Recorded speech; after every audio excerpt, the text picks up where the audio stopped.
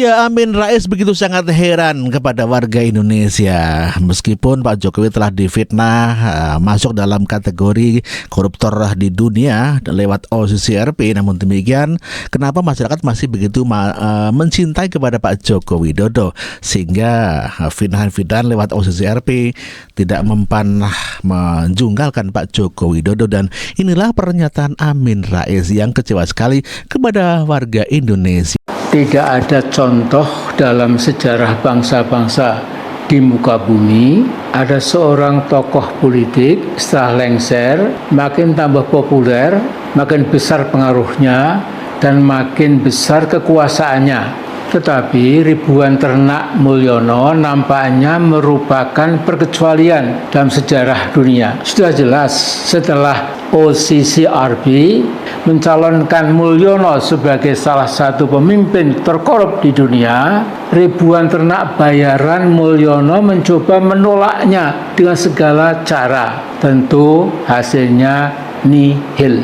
Kalau ada orang yang yakin makin lama Mulyono makin tambah berpengaruh, makin dikagumi rakyat dan lain-lain, orang itu sedang menggantang asap. Apalagi bila Presiden Prabowo konsisten mempredeli para menteri titipan Mulyono dalam bulan-bulan mendatang dan tekanan masyarakat supaya Kejaksaan Agung atau KPK atau Polri segera memulai menyelidiki korupsi politik Mulyono selama 10 tahun. Kiamat politik Mulyono dan kiamat si Gibran Mukfufufafa insya Allah bisa datang lebih cepat. Yang penting Mas Prabowo, Anda jangan sampai kehilangan momentum. Once you lose your political momentum, you may also lose your chance untuk mewujudkan cita-cita besar Anda. Atas tudingan Pak Amin Rais kepada warga Indonesia yang kenapa masih mencintai Pak Joko Widodo meskipun telah difitnah oleh OCCRP, inilah kesaksian warga. Belum, iki lho Mbah Amin nih ngomong ke ini belum Pak D karo OCCRP gatek ya. OCCRP, Organized Crime and Corruption Reporting Project, dalam laporan Corrupt Person of the Year 2024 menyebutkan bahwa Jokowi atau Mulyono telah dinobatkan sebagai salah satu pemimpin terkorup di muka bumi. Mbak Amin, sampean iki piye ngomong kowe tok serius, penting bener paling valid. Lah kira dadi gedibale osang aseng osong iki jane sapa? Sapa Mbah Amin? Lembaga OCCRP adalah lembaga jurnalisme investigatif terbesar di dunia, bermarkas di Amsterdam, Belanda. Lembaga ini bukan kaleng-kaleng. Misinya adalah menyebarkan dan mengungkap kejahatan serta korupsi sehingga masyarakat dapat meminta pertanggungjawaban kepada pihak berwenang di sebuah negara. Sampean ngomong ke OCCRP itu lembaga yang sangat kredibel. Kredibel apa gedibel? Mbah Amin, kayaknya loh Mbah Amin ya, ini sudah yang kesekian kali informan sampean, tim analisis sampean itu kayaknya kurang valid. Lo jenengan lo ngepek-ngepek rakaruan lembaga OCCRP, ujung-ujungnya lembaga OCCRP mengklarifikasi sendiri. Nah, itu kan pada napok mosok mukanya Profesor Dr. Haji Amin Rais MA Perayu Pak Laisen atau Mbah Amin ya. Yang saya bilang Mbah Amin, kalau ini diterus-teruskan Mbah Amin, kalau ini diterus-teruskan Mbah Amin, mesake sampean. Saya khawatir tim sampean itu mencari sumber data, sumber informasi, sumber faktanya itu kurang valid. Dan ini Mbah Amin kalau diteruskan ini sangat menurunkan kapasitas sampean, mendegradasi sampean, ngejloke sampean. Sampean jangan langsung percaya. Kalau dulu ya saat sampean menggerakkan reformasi itu sumber-sumbernya valid.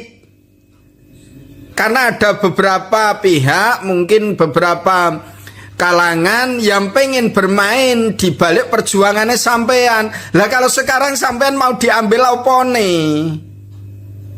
Makanya informan-informan kesampean itu perlu dipertanyakan lagi, sehingga sampean tatkala menyampaikan statement itu benar-benar berkualitas gitu loh Mbah Amin.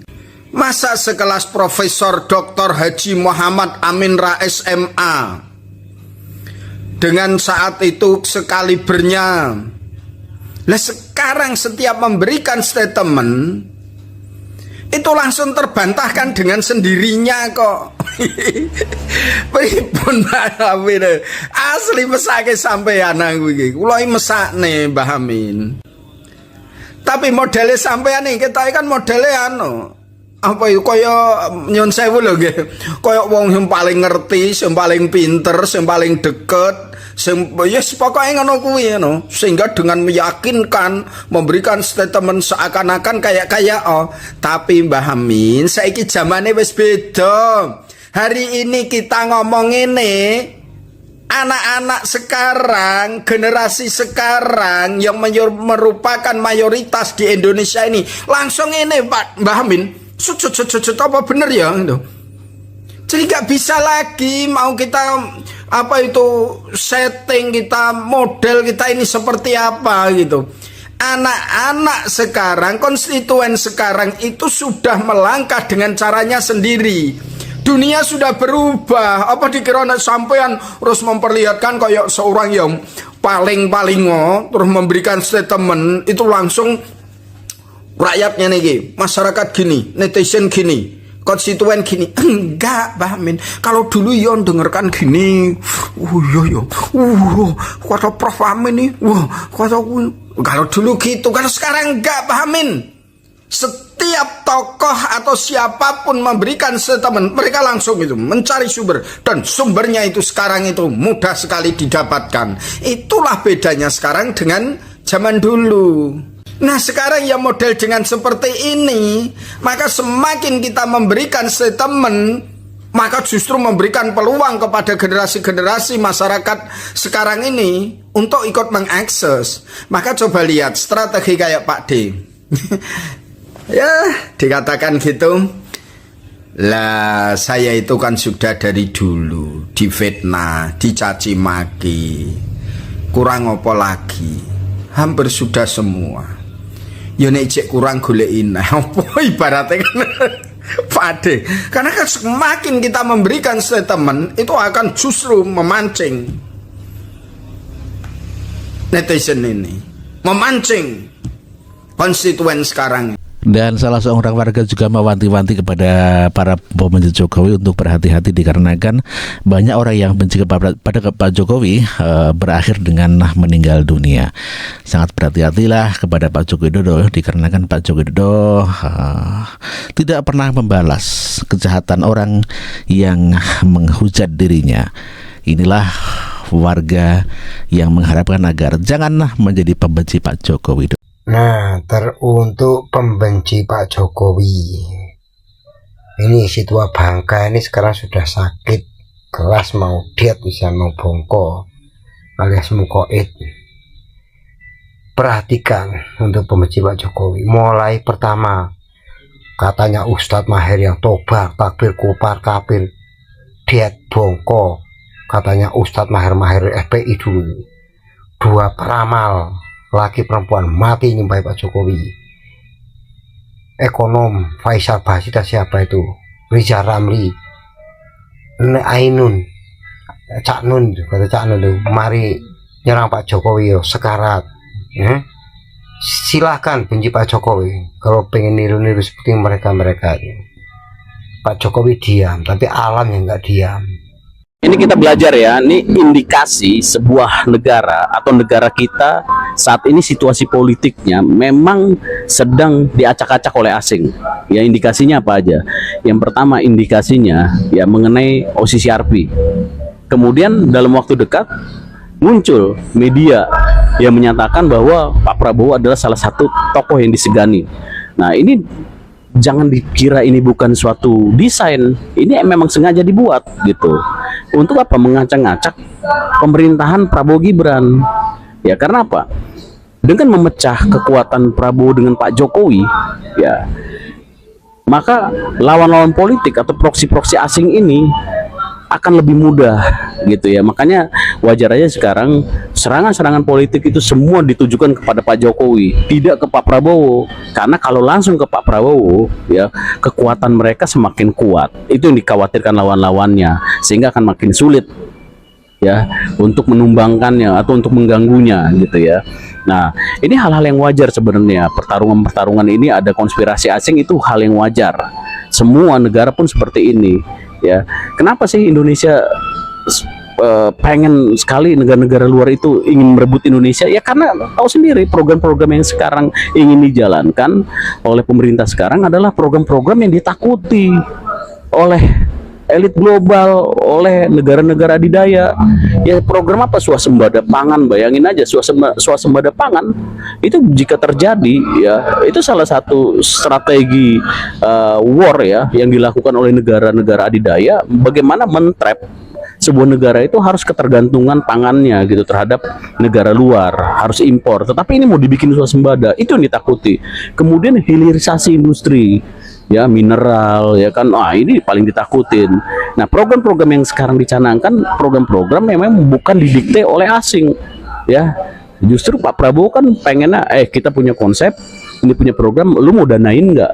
Beda sama yang dulu-dulu sebelumnya ya, setelah era Soeharto jatuh ya kan, kita selalu ditawarkan program itu memang dari asing gitu. Kalau ini kan enggak, memang konsep itu datang dari Indonesia, ya kita tinggal narik siapa yang mau mendanai ini gitu. Itu makanya berbeda.